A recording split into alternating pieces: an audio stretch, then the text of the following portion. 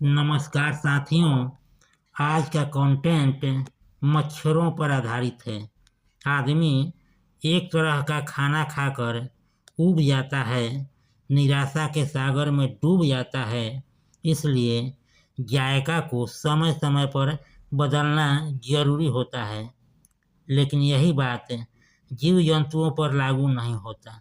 मच्छर एक तरह का खाना खाकर अनिच्छा से भर जाता है। यदि किसी दूसरे प्रदेश का आदमी और मच्छर से मुलाकात होता है तो क्या होता है, इसके लिए कूल होकर इस कंटेंट या वीडियो को फुल देखना होगा। एक सुझाव, कंटेंट पसंद आए तो सब्सक्राइब जरूर कीजिए, शेयर भी कीजिए। मैं यूट्यूब पर अपना वीडियो शाम को 7 बजे एक दिन के अंतराल पर अपलोड करता हूँ, जिसमें एक दिन गद्य तो दूसरा पद पर आधारित होता है। शीर्षक है रे मच्छर यह तन बनन तेरे हवाले। एक ही तरह के भोजन का डोज यदि रोज दिया जाए तो मन अनिच्छा से उब जाएगा, निराशा के सागर में डूब जाएगा।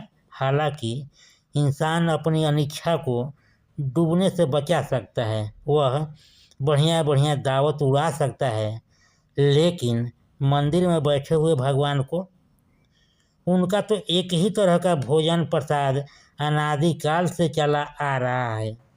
भगवान भी एक ही पोज में अभी तक चले आ रहे हैं। उनके रख रखाव करने वाले नियम कायदा कानून का चाबुक चलाकर भगवान को हाँक रहे हैं। मध्यस्थता करने वाले बीच का आदमी भक्तों को उल्लू बनाकर मलाई चाँप रहे हैं। भगवान भी सरकार के कानून में बंधे हुए हैं, उसके अधीन हैं। देश में सबसे पावरफुल संस्थान अगर कोई है तो वह सरकार है। उसके विचार के बिना पत्ता भी नहीं हिल सकता।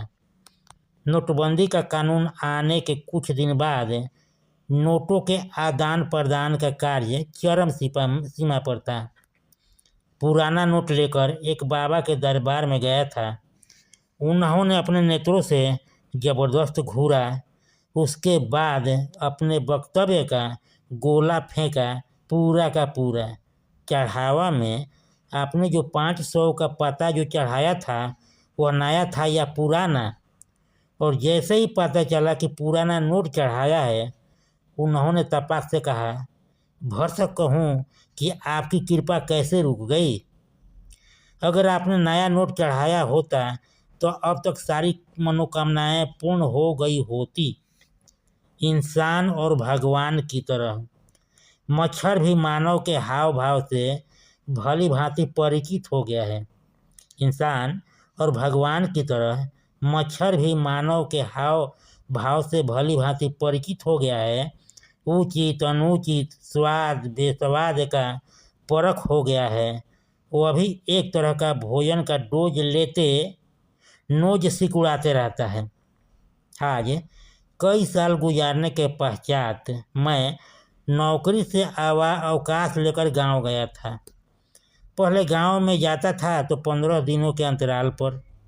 खान पान एक जैसा ही था, इसलिए उस समय मच्छरों का आक्रमण अक्सर नॉर्मल ही होता था। कोई खास विशेष प्रभाव नहीं पड़ता था। लेकिन जब ट्रांसफ़र लेकर बिहार से गुजरात व महाराष्ट्र में आया तो हमेशा जाने की प्रक्रिया पर एकाएक ब्रेक लग गया। खान पान बिल्कुल चेंज हो गया। जहाँ चावल दाल रोटी पर जीवन गुजरा, वहीं अब पाव बड़ा, ढोकला, ठेपला, मिसल, भाजी, पाव बड़ा से मेरा जुड़ाव हुआ और उसके बाद चावल दाल से लगाव कम हो गया। रात को सोते समय सोचा कि आज तो मुझे मच्छरों का प्रकोप झेलना पड़ेगा।